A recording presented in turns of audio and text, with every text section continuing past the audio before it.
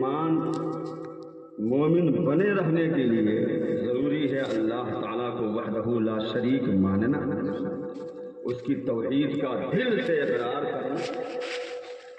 اللہ تعالیٰ نے اپنی شان جیسی بتائی اور اس کے حبیب صلی اللہ تعالیٰ علیہ وسلم نے اپنے رب اللہ تعالیٰ کی جو شان ارشاد فرمائی، ان تمام شانوں کے ساتھ، کمالات کے ساتھ اللہ کو اپنا رب ماننا یہ مسلمان مومن بنے رہنے کے لیے ضروری ہے۔ اور میں نے اجمالاً کا عرض کیا تھا کہ اللہ کی شان یہ ہے کہ وہ ساری صفات کمالیہ کا جامع ہے، ہر خوبی، ہر کمال اللہ تبارک و تعالیٰ کی ذات میں ہے۔ وہ اپنی ذات میں بھی وحدہ لا شریک ہے، جیسی اس کی ذات ہے ویسی کسی کی ذات نہیں ہو سکتی، اور اپنی صفات میں بھی وحدہ لا شریک ہے کہ جیسی اس کی صفات ہیں ویسی صفات بھی کسی کی نہیں ہو سکتی۔ اس طرح اللہ تبارک و تعالیٰ کو اپنا معبود، رب، پالنہار، خدا ماننا، اسی کا نام ہے توحید، اور یہ مسلمان مومن بنے رہنے کے لیے ماننا ضروری ہے مرتے دم تک۔ اور اسی طرح ہمارے کلمے کا 2 جز ہے، میں نے کل عرض کیا تھا، لا الہ الا اللہ، اللہ کے سوا کوئی معبود نہیں، اور معبود اس کو کیسا ماننا ہے؟ ویسا جیسا ابھی میں نے اجمالاً ذکر کیا۔ اور دوسرا جزو کلمہ ہے محمد الرسول اللہ صلی اللہ علیہ وسلم، اور محمد صلی اللہ علیہ وسلم اللہ کے رسول ہیں۔ تو حضور کو رسول ماننا صرف اتنا نہیں کہ ہاں ہم حضور کو رسول مانتے ہیں، جی نہیں، سادہ سمپل سادھارن ماننا نہیں، بلکہ اللہ تبارک و تعالیٰ نے حضور کو جن خوبیوں، جن کمالات کے ساتھ دنیا میں مبعوث فرمایا ہے، ان تمام خوبیوں، کمالات اور محاسن کے ساتھ حضور کو رسول ماننا، یہ ہوا رسول ماننا۔ اس طرح کوئی مانے حضور کو، جتنی شان اللہ تعالیٰ نے اپنے حبیب کو دے کر دنیا میں مبعوث فرمایا ہے، ان تمام شانوں کو مانتے ہوئے حضور کو اپنا نبی اور رسول ماننا، یہ ہے مومن رہنے کے لیے ضروری۔ اور اللہ تبارک و تعالیٰ نے کیسی کیسی شانیں اور کیسے کیسے کمالات اپنے حبیب کو عطا فرما کر دنیا میں مبعوث فرمایا، اس سلسلے میں میں نے کل کی گفتگو میں نبی پاک صلی اللہ تعالیٰ علیہ وسلم کی شان علم بیان کی تھی کہ اللہ تعالیٰ نے حضور کو جن خوبیوں اور کمالات کے ساتھ دنیا میں بھیجا ہے، ان خوبیوں میں خوبی ہے خوبی علم، اور شان علم نبی پاک صلی اللہ تعالیٰ علیہ وسلم کی کیسی ہے یہ ہم نے مختصراً کل عرض کیا کہ حضور صلی اللہ تعالیٰ علیہ وسلم کو اللہ تبارک و تعالیٰ نے جتنا علم عطا فرمایا اتنا علم کائنات میں کسی کو نہیں دیا۔ ما کانا و ما یکون کا بیان سکھایا اللہ تبارک و تعالیٰ نے اپنے حبیب کو۔ جو کچھ ہو چکا، جو کچھ ہو رہا ہے، جو کچھ ہونے والا ہے، سارا کا سارا علم نبی پاک صلی اللہ تعالیٰ علیہ وسلم کو اللہ تبارک و تعالیٰ نے عطا فرمایا۔ اب یہاں پر کچھ لوگوں کے دماغ میں شرک کا کیڑا رینگنے لگتا ہے اور کاٹنے لگتا ہے، یہ تو اللہ سے ملا دینے والی بات ہو گئی، سب کچھ تو اللہ تعالیٰ ہی جانتا ہے۔ یاد رکھیں، نبی پاک صلی اللہ تعالیٰ علیہ وسلم کا علم پاک مخلوق کی کاؤنٹ سے باہر ہے، مخلوق کے شمار اور گنتی سے، تول سے، وزن سے باہر ہے۔ دنیا کا کوئی فرد بلکہ ساری دنیا کے افراد انسان مل کر بھی حضور کے علم پاک کو نہیں تول سکتے، نہیں ناپ سکتے۔ حضور کے علم پاک کا اندازہ ان کے علم پاک کی گہرائی کی تھا نہیں لگا سکتے، امپاسبل ہے ساری دنیا کے سارے انسان۔ مگر اس کے باوجود نبی پاک صلی اللہ تعالیٰ علیہ وسلم کا علم پاک محدود ہے، لیمیٹڈ ہے، علم الہی۔ ہمارے اور آپ کے اعتبار سے تو حضور کا علم، ہماری سخت صلاحیت کے اعتبار سے حضور کا علم تو غیر محدود ہے، ہم گننے کی صلاحیت نہیں رکھتے، مگر اللہ تبارک و تعالیٰ کے نزدیک نبی پاک صلی اللہ تعالیٰ علیہ وسلم کا علم پاک محدود ہے، لیمیٹڈ ہے۔ اب محدود کہہ دینے سے کسی کے دماغ میں یہ نہ آئے گا اچھا محدود ہے نا، ہے لمیٹڈ ہے نا، جی نہیں، یہ محدود ایسا ہے، محدود ہے کہ انسان کے بس سے باہر ہے، اس کو شمار کرنا، اس کا اندازہ لگانا۔ اچھا یہ بتائیں، سون میں جتنا بالو ہے، بالو میں جتنے کنکر ہیں، وہ سب لمیٹڈ ہے کہ ان لمیٹڈ ہے؟ لمیٹڈ ہے بھائی، سون میں جتنا بالو کے ذرات ہیں کم ہے وہ سب انلمیٹڈ ہے کہ لمیٹڈ ہے؟ جب دنیا ہی لمیٹڈ ہے تو دنیا سے باہر ہے سون؟ دنیا کا ایک چھوٹا سا حصہ نہ ہے سون ندی، پوری دنیا لمیٹڈ ہے۔ تو دنیا میں جو کچھ ہے سارا کچھ نہ لمیٹڈ ہے، اور پوری دنیا کا کتنا پرسنٹ ہوگا سون اندازہ لگاتے رہیے گا۔ لیکن سون میں جتنا بالو ہے وہ بھی کلو اور ٹریکٹر کے حساب سے نہیں ہم کہہ رہے ہیں، وہ بالو کے جو ذرات ہیں بلکہ ٹریکٹر ہی کے حساب سے جوڑ کے دیکھ لیجیے سون میں کوئی ٹریکٹر بالو ہے۔ سون ندی جہاں سے نکلی ہے اور جہاں اس کا اینڈ ہوتا ہے کوئی اندازہ لگا سکتا ہے؟ گن سکتا ہے؟ نہیں۔ حالانکہ لمیٹڈ، اس سے معلوم ہوا کہ ہر لمیٹڈ چیز گنی نہیں جا سکتی۔ بکری کے بدن پر بال ہے، بکری کے بدن پر کتنا بال ہے آپ گن سکتے ہیں؟ نہیں، مگر ہے لمیٹڈ، محدود، مگر پھر بھی انسان اس کو صحیح سے گن نہیں سکتے۔ تو ہر لمیٹڈ چیز کاؤنٹیبل نہیں ہوتی، اس کی تھا آدمی نہیں لگا سکتا بلا تشبیہ و تمثیل۔ نبی پاک صلی اللہ تعالیٰ علیہ وسلم کا علم پاک اللہ تبارک و تعالیٰ کی بارگاہ میں لمیٹڈ ہے، محدود ہے، مگر کائنات مل کر بھی حضور کے علم کو ناپ نہیں سکتی، گن نہیں سکتی۔ اللہ تبارک و تعالیٰ نے وہ علمی شان اپنے حبیب صلی اللہ تعالیٰ علیہ وسلم کو عطا فرمائی۔ یہ تو کل جو کچھ ہم نے عرض کیا تھا اس کا سارانش ہوا، خلاصہ ہوا اور اجمال ہوا۔ آج نبی پاک صلی اللہ تعالیٰ علیہ وسلم کی ایک شان اور ہم بیان کرتے ہیں جو اللہ تبارک و تعالیٰ نے دے کر اپنے محبوب کو دنیا میں مقبول فرمایا۔ حضور کی شان اختیار و تصرف، کیسا اختیار اور کیسی شان تصرف اللہ تبارک و تعالیٰ نے اپنے حبیب کو عطا فرما کر دنیا میں مقبول فرمایا۔ دیکھیں، ایک ہے اختیار اور ایک ہے قدرت، دونوں میں فرق ہے۔ اختیار اور قدرت، جو چیز اپنی ملکیت میں ہو اس پر بندے کو اختیار ہوتا ہے، مگر اپنی ہر چیز پہ بندے کو قدرت ہو یہ ضروری نہیں ہے۔ ایسا ہو سکتا ہے کہ اختیار ہو اور قدرت نہ ہو۔ تھوڑی دیر کے لیے تقریب فہم کے لیے ایک مثال ہے، جیسے ہم خان کا یہ مکان ہے، یہ گھر ان کے اپنے کنٹرول میں نہ ہے، اس گھر میں جیسے چاہیں جو چاہیں کریں، جیسے چاہیں پلسترا کرائیں، جیسے چاہیں اس میں روم نکالیں اور جہاں چاہیں چوکی رکھیں، جہاں چاہیں کرسی رکھیں، فلی ان کو اختیار ہے، ہر طرح سے اس گھر کو یہ یوز کر سکتے ہیں۔ اگر یہ چاہیں کہ ہمارا گھر تھوڑا نیچا ہو گیا ہے، ایک آدھ فٹ اور اونچائی پہ چھت رہنی چاہیے، دل چاہتا ہے کہ ہم ایک آدھ فٹ اور چھت کو اونچا کر دیں، اس کا ان کو اختیار ہے کہ نہیں؟ ہر مالک مکان کو، صاحب مکان کو اس کا اختیار ہے، مگر یہ چاہیں کہ اونچا کرنے کا من کر رہا ہے تو ایسا کرتے ہیں، آج ایسے اٹھا کے تھوڑا دھسکا دیتے ہیں اوپر کی طرف، اور بچوں سے کہتے ہیں بابو ہم اٹھا لیتے ہیں تو لوگ اینٹا لگا دیا تاکہ اونچا ہو جائے۔ اس کا اختیار ہے مگر اس پر قدرت ہے، ایسا کرنا ان کے لیے پاسبل ہے نہیں، ایسا نہیں کر سکتے۔ تو اس مثال سے ہمیں یہ سمجھ میں آیا کہ اختیار اور چیز ہے اور قدرت اور چیز ہے۔ ایسا ہو سکتا ہے کہ آدمی کو کسی چیز پر اختیار ہو مگر اس کو کرنے کی، پورا کرنے کی، انجام تک پہنچانے کی قدرت نہ ہو۔ اللہ تبارک و تعالیٰ نے اپنے حبیب صلی اللہ تعالیٰ علیہ وسلم کو زمین و آسمان ساری کائنات کا اختیار بھی عطا فرمایا ہے، جو چاہے تصرف کرے، اور ہر تصرف پر اللہ تعالیٰ نے اپنے حبیب کو قدرت بھی بخشی ہے۔ حضور ساری کائنات کے مختار بھی ہیں اور حضور ساری کائنات پر قدرت بھی رکھتے ہیں۔ اللہ تبارک و تعالیٰ نے اپنے حبیب کو زمین تو زمین، آسمانوں پر بھی تصرف کا اختیار عطا فرمایا ہے، اور قدرت بھی ہے کہ حضور زمین پر بیٹھے بیٹھے آسمان پر جو چاہے کر لیں۔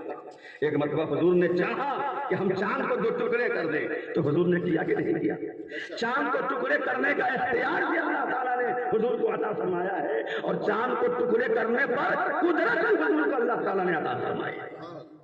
سورج کو پھرایا نبی پاک صلی اللہ تعالیٰ علیہ وسلم نے، سورج کو پلٹانے کی کا اختیار بھی اللہ تعالیٰ نے اپنے حبیب کو عطا فرمایا، اور چاہا تو پلٹا دیا، پلٹانے کی قدرت بھی اللہ تعالیٰ نے اپنے حبیب کو عطا فرمائی۔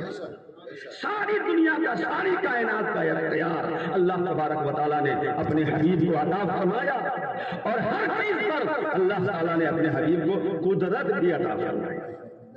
یہ شان ہے نبی پاک صلی اللہ تعالیٰ علیہ وسلم. اچھا تصرف و اختیار کے حوالے سے ایک بات کروں. بعض معاملات ایسے ہیں کہ جن میں اللہ تعالیٰ نے اپنے عام بندوں کو بھی طاقت و قوت عطا فرمائی، مگر بعض چیزیں ایسی ہیں، بعض دنیا ایسی ہے جس دنیا میں اللہ تعالیٰ نے کسی کو کوئی اختیار عطا نہیں فرمایا. جیسے دین کی دنیا، مذہب کی دنیا، اسلام کی دنیا. ہمارے دین میں، ہمارے مذہب میں جتنے قانون ہیں، جو احکام ہیں، جو فرض ہے، واجب ہے، ان سب میں چینجنگ، تبدیلی کا اختیار کسی کو ہے؟ دنیا میں صحابہ کرام کو، تابعین کو، تبع تابعین کو، احواس کو، اقطاب کو، اولیاء کو، شہداء کو، صالحین کو، ساری دنیا کے اہل ایمان مل کر بھی شریعت کے کسی حکم کو بدلنا چاہیں تو بدل سکتے ہیں؟ نہیں. اللہ تعالیٰ نے 5 وقت کی نماز فرض کی ہے. پوری دنیا کے مسلمان مل کر چاہیں گے 5 وقت کی تو ٹھیک ہے، مگر زیادہ میں فجر کا ٹائم بڑا ٹف ہو جاتا ہے، تو ہم لوگ سب مل جل کر یہ ڈیسائیڈ کر لیتے ہیں کہ زیادہ میں 4 ٹائم نماز رہے گی، فجر ملتوی جالے رہے گی. ایسا پاسبل ہے؟ پوری فجر کا ایک بھی کم نہیں کر سکتے. روزہ، حج، زکوٰۃ، جتنے فرائض ہیں اور جتنے احکام ہیں، ان تمام احکام میں اور تمام واجبات اور فرائض میں انسان بے بس ہے، پاور لیس ہے. ساری دنیا کے انسانوں کو 1 بائی 1 کا اجتماعی طور پر سب مل کر کے چینج کرنا چاہیں تو نہیں کر سکتے. دینی معاملات میں اللہ تبارک و تعالیٰ نے کسی کو پاور اختیار نہیں دیا. تو جہاں ساری دنیا بے بس ہے، پاور لیس ہے، وہاں بھی نبی پاک صلی اللہ تعالیٰ علیہ وسلم با اختیار ہوا ہے. حضور کو دین میں بھی اللہ تبارک و تعالیٰ نے اختیار عطا فرمایا کہ دین میں جو چاہے چینجنگ، تبدیلی ہمارے محبوب کر دیں، ان کو اختیار ہے. چنانچہ ایک حدیث میں سنا ہوا اور اسی اختیار کی طرف اشارہ ہے اس آیت کریمہ میں جو میں نے خطبے کے دوران پڑھی. اللہ نے ارشاد فرمایا ما آتاکم الرسول فخذوه وما نهاکم عنه فانتهوا. حضور تمہیں جو عطا فرمائے، جس بات کا حکم دے وہ کرو، اور جس بات سے منع فرما دے اس سے رک جاؤ، چاہے جو بات ہے. اور اللہ تبارک و تعالیٰ نے اپنے حبیب کو حلال حرام کا بھی اختیار دیا ہے کہ حضور جس چیز کو چاہیں حلال کر دیں، جس چیز کو چاہیں حرام کر دیں. قرآن شریف میں اللہ نے فرمایا وَيُحِلُّ لَهُمُ الطَّيِّبَاتِ وَيُحَرِّمُ عَلَيْهِمُ الْخَبَائِثَ. یہ ہے کہ نہیں قرآن شریف کہ یہ محبوب وہ ہے جو اپنی امت کے لیے پاک چیزوں کو حلال فرماتے ہیں اور خبیث ناپاک غلیظ چیزوں کو حرام فرماتے ہیں. تو حلال و حرام کا اختیار بھی دین میں بھی اللہ تبارک و تعالیٰ نے حضور کو پاورفل اور با اختیار بنایا. اور حضور کے اختیار کی کیا شان ہے. ایک مرتبہ حضور نے کھڑے ہو کر ارشاد فرمایا اپنے خطبے میں، خطبہ ارشاد فرما رہے تھے صحابہ کے درمیان. حضور نے ارشاد فرمایا یا ایھا الناس ان اللہ قد فرض علیکم الحج. اے لوگوں، اللہ تبارک و تعالیٰ نے تم پر حج فرض فرما دیا ہے. تم پر حج فرض ہے. کس نے فرض کیا؟ اللہ تعالیٰ نے. حضور کے الفاظ ہیں یا ایھا الناس ان اللہ قد فرض علیکم الحج. اے لوگوں، تم پر اللہ تعالیٰ نے حج فرض فرما دیا. جب حج کی فرضیت کا اعلان فرمایا حضور نے تو ایسے اعلان ہے یا ایھا الناس ان اللہ قد فرض علیکم الحج. تو حضور کے ایک صحابی ہیں حضرت اقرا بن حابس رضی اللہ تعالیٰ عنہ، وہ کھڑے ہوئے اور کھڑے ہو کر عرض کیا افی کل عام یا رسول اللہ، یا رسول اللہ کیا حج ہر سال کرنا پڑے گا؟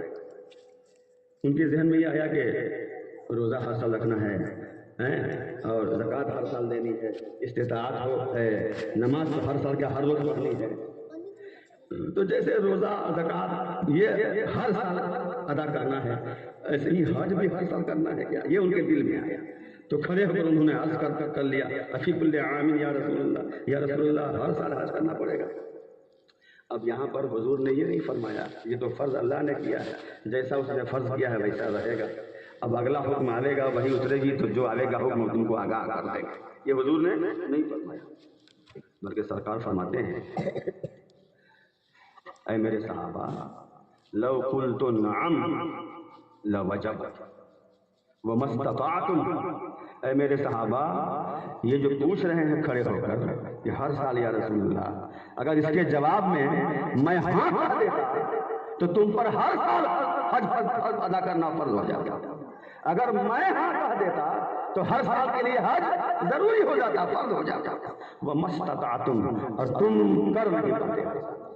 زندگی میں ایک بار تو کرنا مشکل ہو جاتا ہے، ہر سال اگر حج فرض ہو تو کیا کرے؟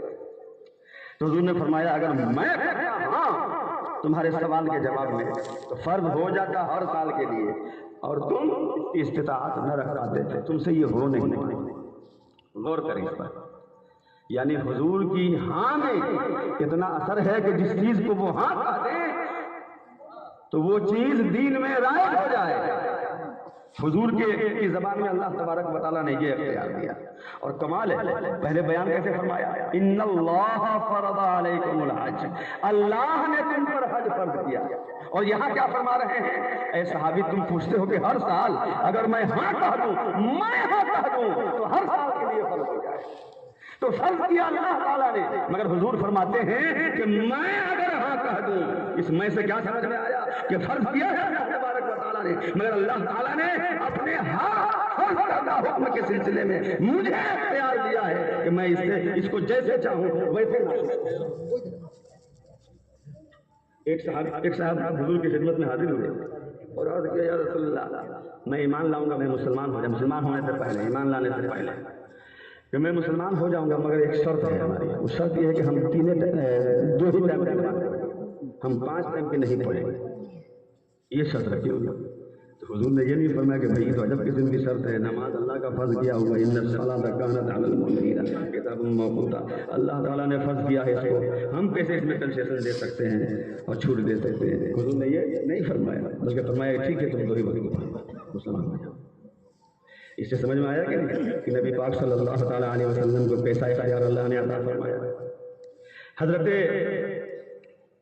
عباس حضور کے چچا رشتے میں، ان کا ایک واقعہ ہے، فتح مکہ کے موقع سے حضور نے اعلان فرمایا اے لوگو اللہ نے مکے کو حرم فرمایا، اس کو حرم قرار دیا ہے اللہ تعالیٰ نے، لہذا حرم کے ایریے میں نہ کوئی کانٹا توڑا جائے، نہ کوئی گھاس اکھاڑی جائے، نہ کوئی پیڑ کاٹا جائے، یہاں حرم کے ایریے میں زمین سے اگنے والی کسی بھی چیز کو کاٹنا منع ہے، اللہ نے اس کو حرم بنایا، گھاس نہیں اکھاڑ سکتے، کانٹا نہیں توڑ سکتے، کوئی پیڑ پودا تم نہیں کاٹ سکتے، اس کی اجازت نہیں ہے، اللہ تعالیٰ کا یہ حکم ہے۔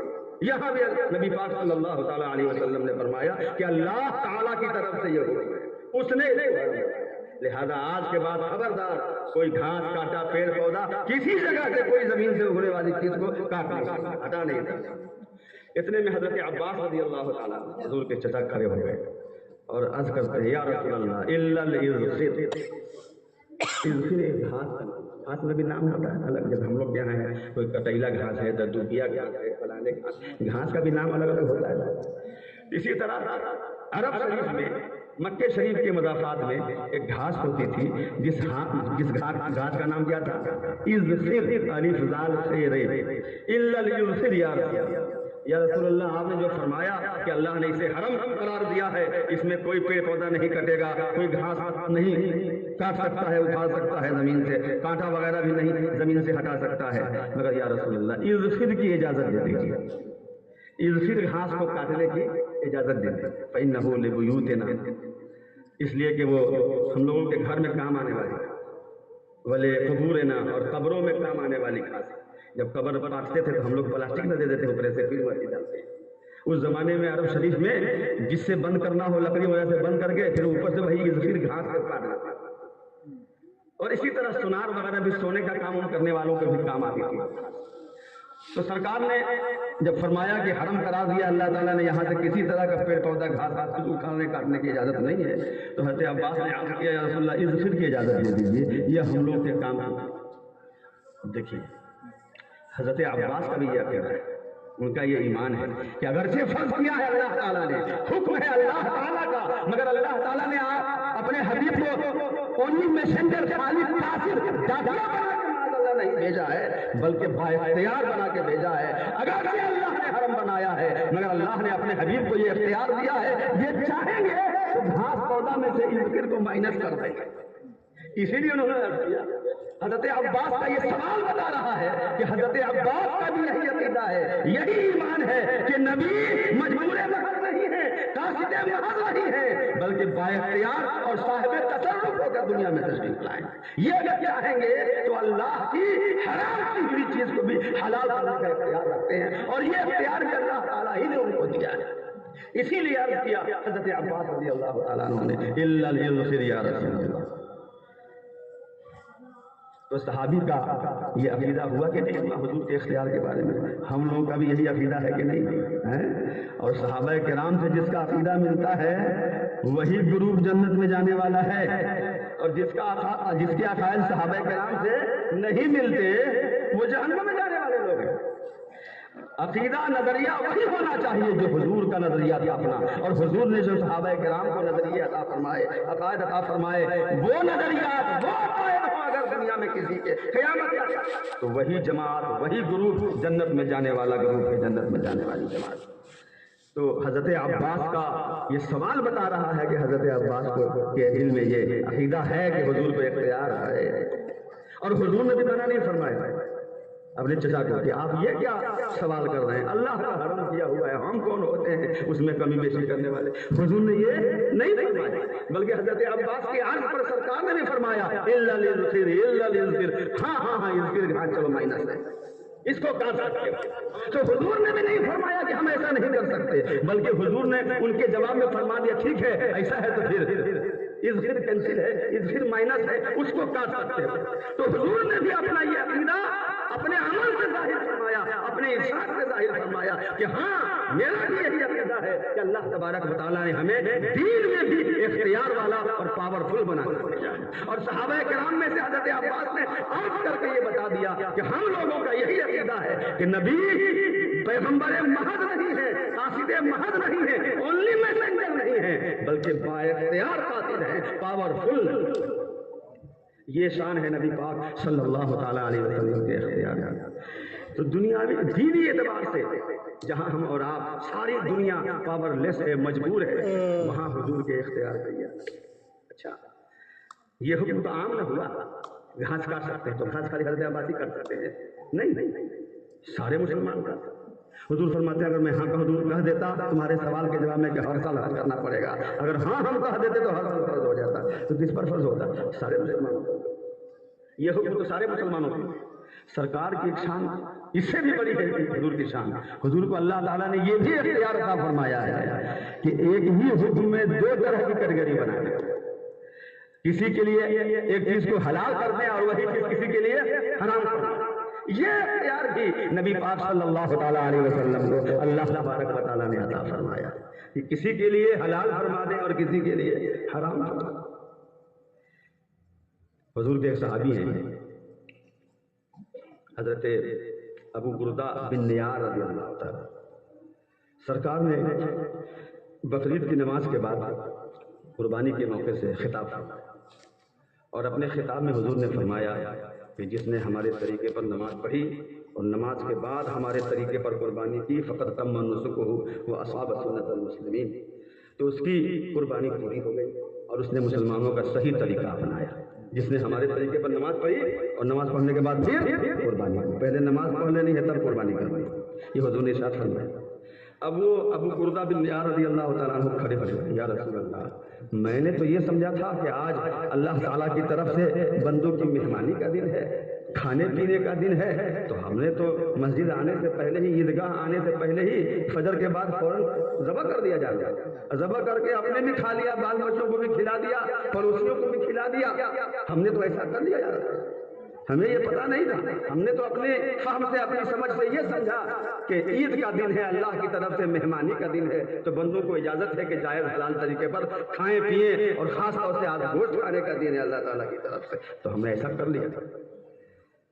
تو حضور نے فرمایا دل کا شات اللہ اے ابو بردہ قربانی تو نہیں ہوئی، ہاں گوشت کھانے کی ایک بکری ہو گئی، یعنی بس گوشت کھانے پر حلال جانور ہو گیا، کھا لیا تم نے ٹھیک لی، حرام نہیں تھا وہ کھانا اس کا، لیکن قربانی جو عمل ہے وہ پورا نہیں ہوا۔ بکری تم نے ذبح کر دی نماز سے پہلے، وہ بکری حلال ہے، اس کا گوشت کھا سکتے ہو، کھلا سکتے ہو، تم نے کھایا کھلایا، حرام کام نہیں ہوا، لیکن قربانی والا جو عمل ہے، اس کا جو اجر و ثواب ہے وہ تم کو نہیں ملے گا، قربانی تم پر باقی رہ گئی، تمہاری قربانی ادا نہیں ہوئی۔ یہ حضور صلی اللہ تعالیٰ علیہ وسلم نے ارشاد۔ اب حضرت ابو بکر رضی اللہ تعالیٰ عنہ کو عرض کرتے ہیں، ہر موقع سے صحابہ کرام حضور کی بارگاہ میں عرض کرتے تھے اپنی پریشانی، اپنی بات، کیوں ان کے دل میں یہ بیٹھا ہوا تھا، یہ بات راسخ تھی ان کے دل میں کہ حضور صلی اللہ تعالیٰ علیہ وسلم دنیا تو دنیا، دین میں بھی جو چاہے کرتے، ان کو اللہ تعالیٰ نے اختیار فرمایا، تو اللہ کا فرض کیا ہوا حکم بھی حضور بیان فرمائے، اور اس حکم کے مطابق کسی کو لگتا ہے کہ ہم سے نہیں ہو پائے گا یا ہم سے نہیں ہو پایا، تو حضور سے عرض کرتے یا رسول اللہ ہمارا معاملہ تو ایسا ایسا ہے، یہ عرض کرنا بتا رہا ہے کہ ان کے دل میں یہ عقیدہ تھا، ان کا یہ ایمان تھا کہ حضور چاہیں تو اس میں ہمارے لیے کنسیشن پیدا کر سکتے، ہمارے لیے آسانی پیدا کر سکتے۔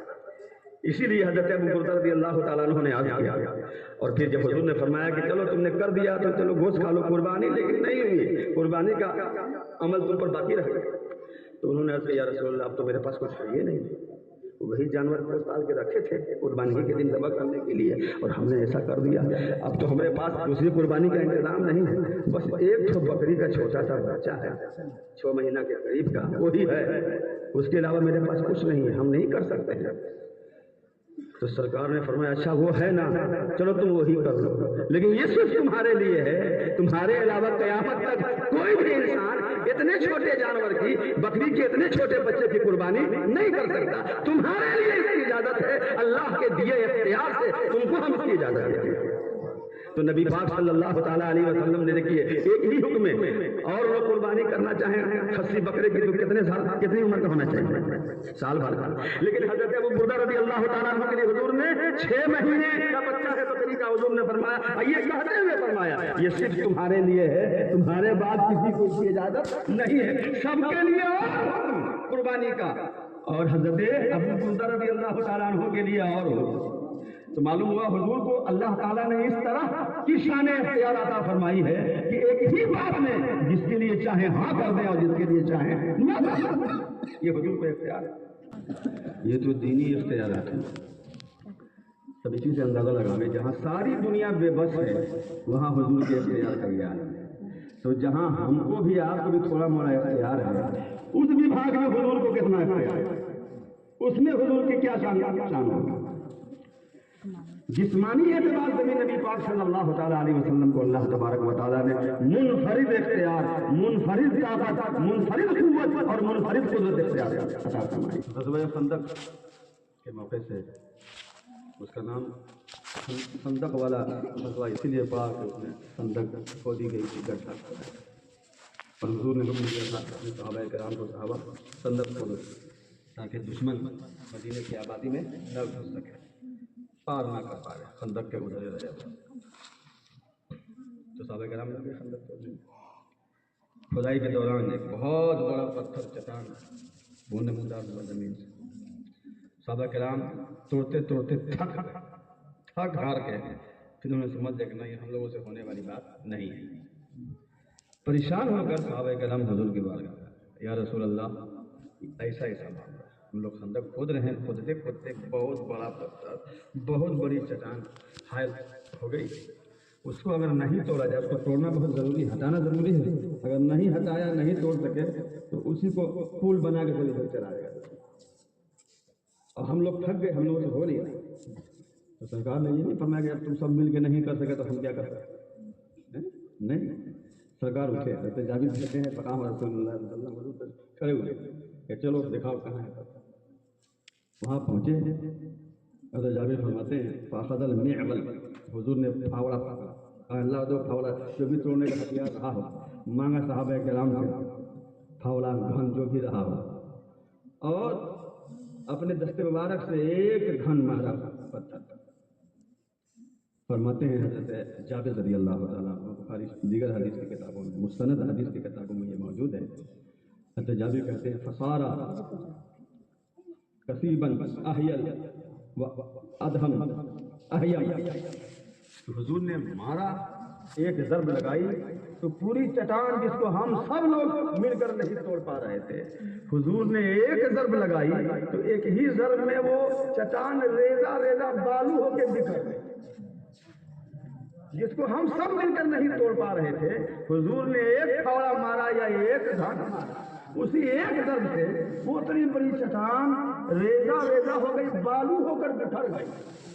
یہ صحابہ کرام نے دیکھا اپنی آنکھ سے اور بیان کیا، اور بخاری شریف میں موجود ہے، حدیث کی کتابوں میں موجود. اب سوچیے اللہ تبارک و تعالیٰ نے اپنے حبیب کو کیسی طاقت و قوت عطا فرمائی، کیسا تصرف عطا فرمایا. اور محدث کبیر علامہ ضیاء المصطفیٰ صاحب زیدہ مجد کو اللہ تعالیٰ ان کا سایہ علم و فضل دیر تک اہل سنت پر باقی رکھے.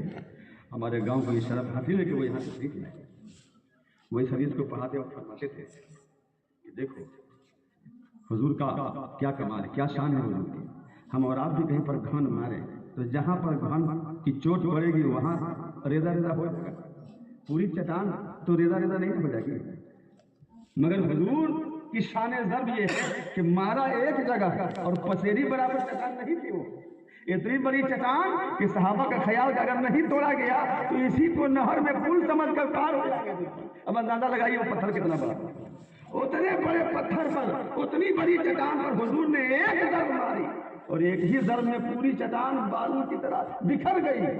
اس سے سمجھ میں آیا کہ حضور کی شان ضرب اور حضور کے بازوؤں میں طاقت ایسی ہے کہ دنیا کے لوگ گھن مارے، ہتھوڑا چلائیں تو جہاں ضرب لگے وہی ریزہ ریزہ ہو، مگر حضور گھن چلاوے کسی موقع سے ضرب مارنے کی ضرورت ہو گئی ضرب کی. اور حضور کی ضرب کی شان یہ ہے کہ جہاں مارتے ہیں وہی ریزہ ریزہ نہیں ہوتا، بلکہ جہاں تک کا ارادہ فرما لیتے ہیں وہاں تک ریزہ ریزہ.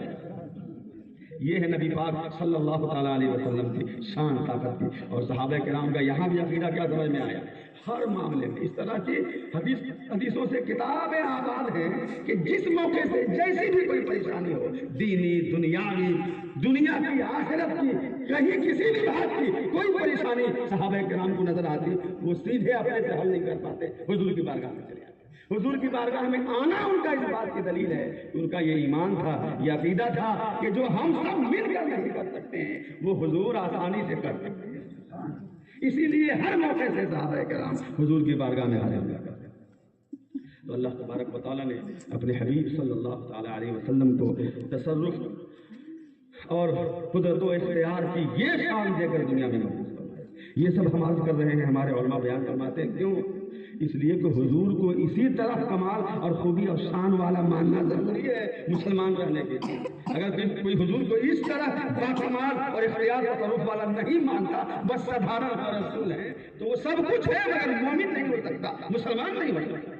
مسلمان رہنے کے لیے، مومن بنے رہنے کے لیے ضروری ہے کہ حضور کی شان اس طرح مانے جس طرح اللہ تبارک و تعالیٰ نے انہیں شان والا بنا کر دنیا میں محفوظ فرمایا. دنیا میں بہت سے لوگ ایسے بھی ہیں جو یہ کہنے والے ہیں کہ جس کا نام محمد یا علی ہے وہ کسی چیز کا مالک و محتاج نہیں ہے. دیوبندیوں وہابیوں کی کتاب میں لکھی ہوئی ہے بات.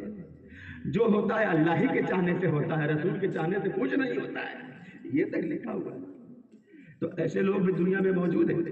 اور یاد رکھیں حضور کی شان اس لیے بھی بیان کرتے رہنا اور سننا ضروری ہے تاکہ ہمارا جو ایمان ہے حضور کے بارے میں وہ ایمان اور ترقی کرے، اس میں اور تازگی آئے. اور یہ بھی یاد رکھیں کہ دنیا اللہ تبارک و تعالیٰ نے بنائی ہی ہے اپنے نبی کی شان کے اظہار کے لیے. ہم کو اور آپ کو اللہ تعالیٰ نے پیدا ہی کیا ہے اس لیے کہ اس کے محبوب کی شان ظاہر ہو. محبوب کی شان ظاہر کرنے ہی کے لیے اللہ تبارک و تعالیٰ نے ساری کائنات بنائی. اگر حضور نہ ہوتے، یہ کائنات نہ ہوتی، یہ مضمون تو کتنی مرتبہ ہم نے آپ کو خدمت میں کیا. حضور نے دنیا بنائی ہی ہے اس لیے کہ میرے محبوب کی شان ظاہر ہو. جب حضور کی شان کے اظہار کے لیے، حضور کے شان و شوکت کے نظارے کے لیے اللہ تعالیٰ نے دنیا بنائی ہے، یہاں حضور کی شان و شوکت کا بیان ہوتے رہنا چاہیے کہ نہیں ہوتے رہنا چاہیے. اسی لیے یہ فقہ کا مسئلہ ہے، اسلام کا یہ قانون ہے کہ حضور کی شان میں کوئی گستاخی بے ادبی کرتا ہے تو اس کو پھر دنیا میں جینے کا حق نہیں ہے، اس کی توبہ بھی قابل قبول نہیں ہے. اللہ کی بارگاہ میں وہ توبہ کر رہا ہے تو اس دنیا میں جا کر آخرت میں اللہ تبارک و تعالیٰ جو چاہے گا وہ فرمائے گا اس کے ساتھ۔ مگر دنیاوی قانون میں جو حضور کا گستاخ ہے، بے ادب ہے، ایسی بات بولنے والا جس سے حضور کی شان میں بے ادبی گستاخی ہوتی ہے، اس کو دنیا میں رہنے کا حق نہیں ہے۔ اسلامی حکومت ہو تو یہی قانون ہے، اور اسی قانون پر حضرت عمر فاروق رضی اللہ تعالیٰ عنہ نے عمل کیا۔ وہ جو پانی والا مسئلہ تھا کہ یا رسول اللہ پانی کا یہ مسئلہ ہے اور آپ فیصلہ فرما دیں، یہودی نے آ کر کہا آپ نے سب سن رکھا، تو اس منافق نے کہا کہ ٹھیک ہے چلو حضور کے پاس فیصلہ کروا دیتے ہیں۔ حضور نے فیصلہ کر دیا، یہودی کیا کرتا، وہی حق پر تھا اس معاملے میں، تو اطمینان نہ ہوا اس منافق کو، وہ چلا آیا عمر کی بارگاہ میں، چلو ہے تو عمر سے فیصلہ کرواتے ہیں۔ عمر کے پاس آئے، عمر کے پاس آئے تو یہودی نے کہا کہ ہم آپ کے نبی کے پاس سے ہو کر آ رہے ہیں، مگر اس کے دل میں اطمینان نہیں ہے، اور آپ کے نبی نے ہمارے حق میں فیصلہ کیا۔ آپ نے فرمایا اچھا ایسا ہے، چلو کو ہم فیصلہ کریں۔ اور آپ گئے، تلوار لے کے آئے اور سیدھے اس کا سر قلم کر دیا۔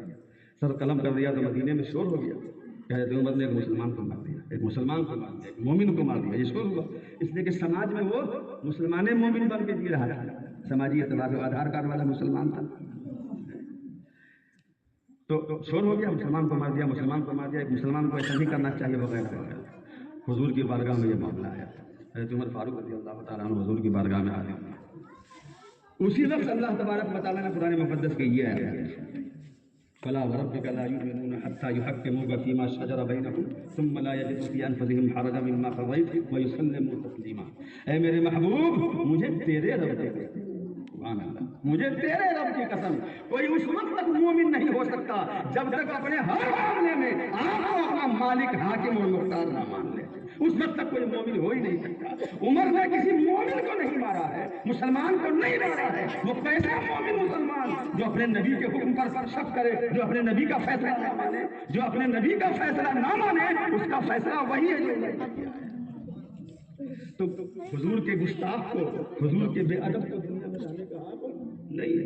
اسی لیے نہیں ہے کہ دنیا بنی ہی ہے حضور کی شان کے اظہار کے لیے، تو جن کی شان کے اظہار کے لیے دنیا بنی ہے، انہی کی شان میں کوئی بے ادبی کرے، گستاخی کرے تو دنیا میں رہنے کا حق رکھتا ہے۔ اس کو دل میں اتارنے کے لیے اور اچھی طرح سمجھانے کے لیے ہمارے بڑے علماء نے ایک مثال دی۔ ایک شخص ہے جو اپنے بیٹے کی شادی کر رہا ہے، اور شادی میں اس نے خوب دل کھول کے خرچ کیا، سجانا، یہ وہ سارا ڈیکوریشن جتنا اس سے ہو سکتا تھا کیا، اور اس کا مقصد کیا ہے کہ ہمارے بیٹے کی شان نمایاں ہو، جب جانے سماج جانے، علاقہ جوار جانے کہ کیا شان ہے میرے بیٹے کی، لوگ دیکھ کر سمجھے کہ کیسی شان والا بیٹا ہے، یہ کتنا پیارا ہے اپنے باپ کو کہ اس کے لیے اس کے باپ نے اتنا خرچ کیا، لاکھوں لاکھ کا خرچ کیا صرف سجاوٹ پر، اپنے بیٹے کی شان کے اظہار ہی کے لیے وہ سب کیا۔ اب وہ اس دعوت میں پہنچے، دعوت میں بیٹھ کر کھانا کھاتے وقت بغل والے سے بتیائے، کہے کہ نہیں یار یہ سب تو ٹھیک ہے، مگر جس کی شادی ہو رہی ہے پاگل ہے، بیوقوف ہے، احمق ہے، پتہ نہیں کہا کہ پانی سے پیسہ بہا دیا، ایسے بکر کو لے کر کے اس طرح کی بات وہ کر رہا ہے۔ یہ بات اگر اس کے باپ تک پہنچ گئی کہ ایسا ایسا بول رہا ہے، دیکھیں فلاں ٹیبل پر بیٹھا ہوا ایسے ایسے بتیا رہا ہے، تو اس کا باپ اس کو سب پنڈال میں شامیانے میں رہنے دے گا نہیں، سامنے سے پلیٹ کھینچ دے گا، کان پکڑ کے نکال کہ جس کے لیے ہم نے سب کچھ کیا تو اسی کی شان میں ایسی بکواس کر رہا، نکال یہاں سے، نکالے گا کہ نہیں نکالے؟ اس کو پھر اس بارات میں اس دعوت میں رہنے کا حق رہ جاتا ہے؟ نہیں، بلا تشبیہ و تمثیل، یہ دنیا اللہ تبارک و تعالیٰ نے بنائی ہے اپنے محبوب کی شان کے اظہار کے لیے، لہذا یہاں اسی کو رہنے کا حق ہے جو حضور کی شان کا اظہار کرتا ہو، حضور کی شان بیان کرتا ہو، حضور کی شان سن کر خوش ہوتا ہو، اس کو دنیا میں رہنے کا کوئی حق نہیں ہے جو حضور کی شان میں بے ادبی کرتا ہو، گستاخی کرتا ہو، یا جو بے ادبوں گستاخوں کا ساتھ ہے۔ تو ہمارے علماء اسی لیے حضور کی شان اپنی تقریروں میں کثرت سے اور اپنے بیان کا زیادہ حصہ حضور کی شان بیان کرنے میں لگاتے ہیں، کیونکہ حضور کی شان بیان کرنا اور حضور کی شان کا اظہار یہی دنیا کی تخلیق کا مقصد ہے، اور یہی آخرت کے انعقاد کا مقصد ہے۔ جو شعر ہم نے کل سنایا تھا، فقط اتنا سبب ہے انعقاد بزم محشر کا، تمہاری شان محبوبی دکھائی جانے والی۔ تو اللہ تبارک و تعالیٰ نے اپنے حبیب کو ہر طرح کے کمال اور اختیار اور قدرت کے ساتھ دنیا میں مبعوث فرمایا، اللہ تبارک و تعالیٰ ان عقائد کو، جیسے ہم شروع سے ان عقائد کو اپنے دل میں رکھے ہوئے ہیں، اپنے نبی کے تعلق سے اسی طرح ہم سب کو عقیدہ رکھنے کی توفیق عطا فرمائے، اور اسی خوش عقیدگی کے ساتھ اللہ تبارک و تعالیٰ ہم سب کو وقت آئے تو دنیا پہنچائے۔ کہیے آمین یا رب العالمین۔ اب کھڑے ہو جائیں۔